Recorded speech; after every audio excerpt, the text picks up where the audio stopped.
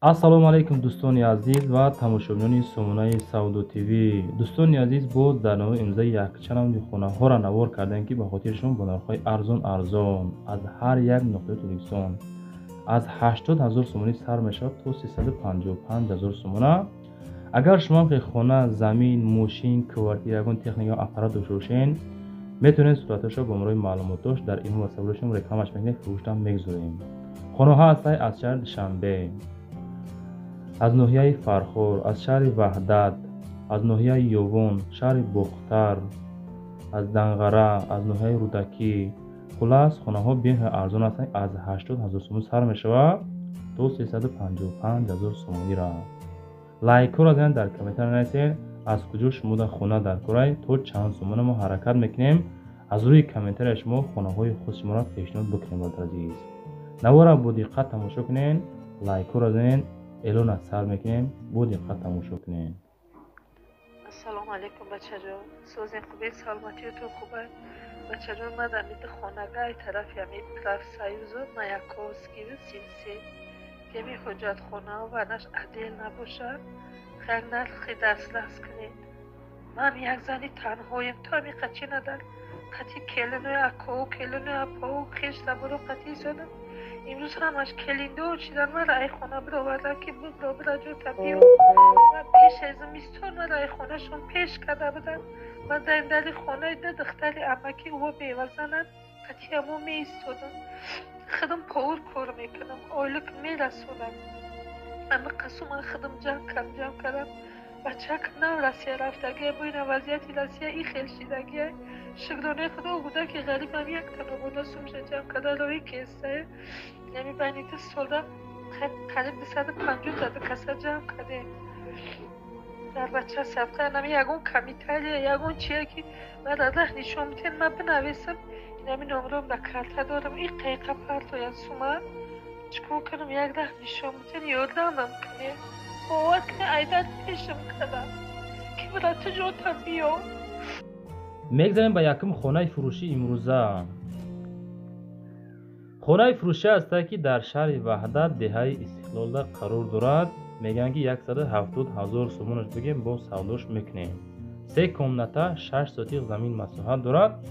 جماعتی اسماعیلو میگن همون طرف خلاص همون کلیدور، یعنی کلیدور همون درونه بیرونه خانه و شکتور کردگی حولی محکم دروازه نو پچکا و غیره. خلاص سوالو باشه زنگ زنین رقمای آخرش 2045 مراجعه کن صحبت میکنه. میگن وزیرش 170 000 سوم میگن با سوداش میکنن. دروازه زدگی گرد خانه بسیمدوک برداشتگی یعنی که محکم کردگی. برادر عزیز، از نام کانال ساودو تیوی مراجعه کنیم، با ارزانتون میکنن.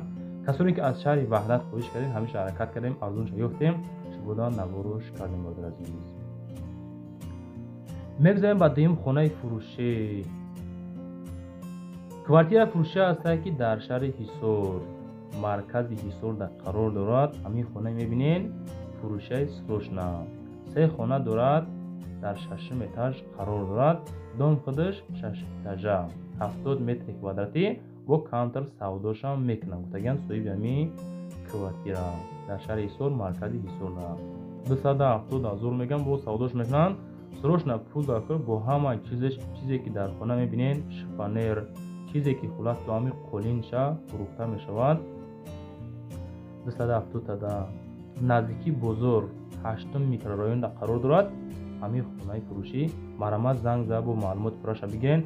یگان سوالو باشه اگر خودشون زنگ رقم 1150 واتساپ هم دارد. تلفن دستی هم کار میکنه 24 ساعت. از نام کانال ساودو تیوی مراجعه کنید. برادر عزیز، 270 میگم با سوداش میکنن. کاتج 6 اتاجه خانه در 6 اتاج قرار دارد. 70 متری کوادراتی بوده. میگذاریم با سیم خانه فروشی.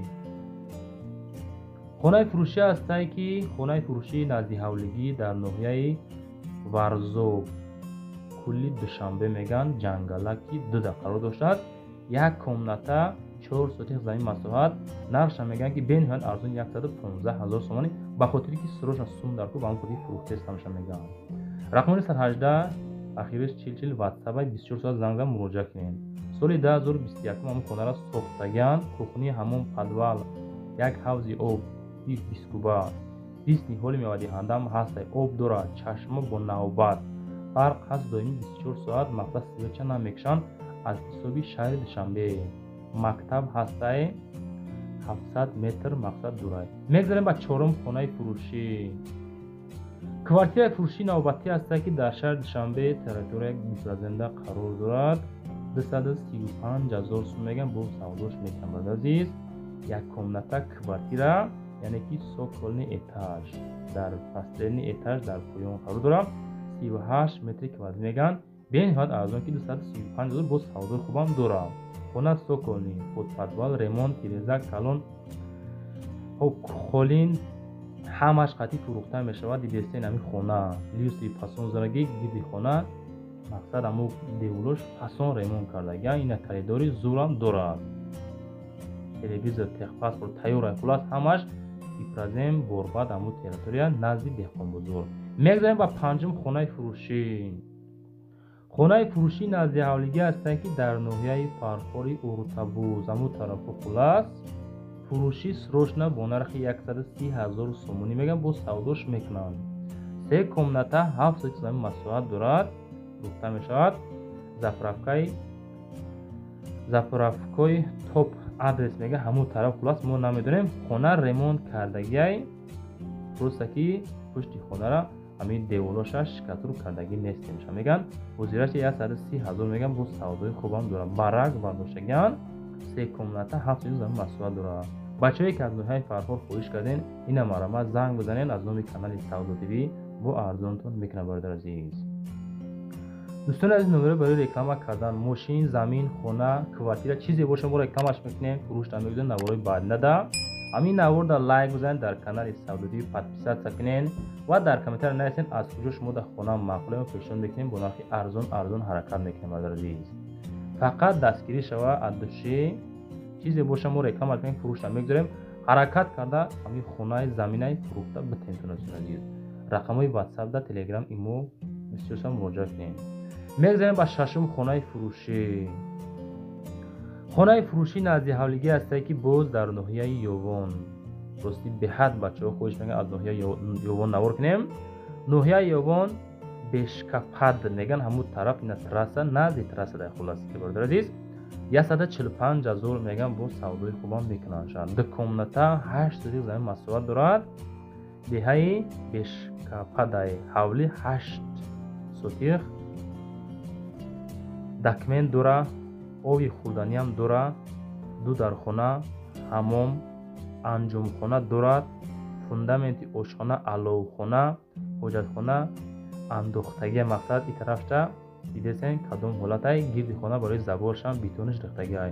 میگذاریم به هفتم خانه فروشی. باز یک خانه هست که در شهر حصار دهه اورتابوز میگن با نرخ 80,000 سومونی با سوداش هم میکنن. فروشی سروشنا کلیشش مقصد محکم کردستان دیدستین دوستان عزیز. با سیمین بلوک خونه را وارداشتن. 3 کمنته 6 زمین مساحت دارد. دهه اورتابوز سروشنا فروشی فروخته میشه با سوداش هم میکنیم. وزیرش 80,000 میگیم با کمتر معامله هم داره برادر عزیز. این مرا زنگ بزنین از نام کانال سودا تیوی با یگان سوم این طرف پویانتون میکنم برادر عزیز. فقط که از نام کانال سودا تیوی هر یک خونه را زنگ زنین معامله خونه شما انشاءالله میکنم برادر عزیز. میگذاریم به هشتم خانه فروشی. باز خانه فروشی است که خانه نزدیک حولگی در ناحیه یوون دهه قنبری میگن. 150,000 سومونیش میگن با سوداش میکنن. راستی بچه‌ها بسیار خواهش کردن حتی زنگ مونم زدن که برادر جان یگان خانه ارزان از ناحیه یوون مونیم. فقط از شنبه از خوجند از کلو میمونیم از یوون کم میمونیم. با هم خاطر حرکت کردیم دو تا ارزانش یافتیم پیشنهاد کردیم. 150,000 میگن با سوداش میکنن همین خانه دست برادر عزیز. خلاص گپ خانه فسونی خوشراه کرد. دو کمنته مساحت خانه 10 سوتیق زمین دارد. خانه فروشی ناحیه یوون دهه قنبری. خلاص گپ فروخته می شود. 10 سوتیق زمین دارد. معلومات پراشه رقمای اخیرش 51 54 زنگ میزنین میگن تو عزیز. میگذاریم بنده هم خانه فروشی. хонаи фурӯшӣ ҳастае ки дар шаҳри ваҳдат деҳаи амоншайхӣ мегӯянд 178 000 сомонӣ шуктан бо савдошам мекунанд камбеш. деэтажа 3 комната 4 сотиқ замин масоҳат дорад. бениҳоят бо нархи арзон 178 000 сомонӣ назар ба хонаҳои дигар.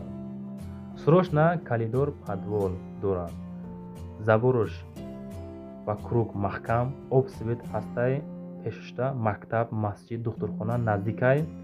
бародаро беҳуда занг назанед. срочна шагай бо нархи 178 000 сомонӣ бо кантар муомилашам мекунем. заген соҳиби ҳамин хона бародар азиз.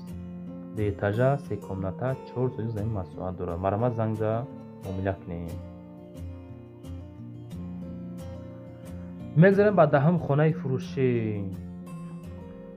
хонаи фурӯшӣ назди ҳавлигӣ ҳастае ки дар ноҳияи абдураҳмони ҷомӣ 355 000 сомониш мегӯям бо савдои хубам мекунанд.